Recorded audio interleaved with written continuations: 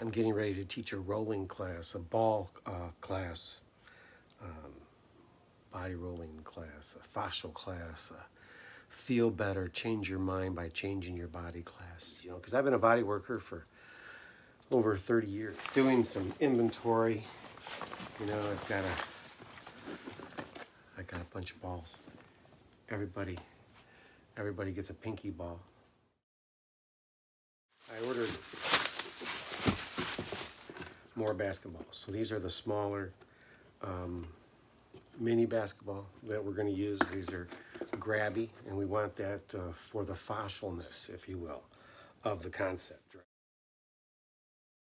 Primarily, we're going to work the idea of opening up the areas of the body that are short. Oftentimes, that is the front, especially like the hip flexor region. You know, and it's all about trying to give the body more ease in movement.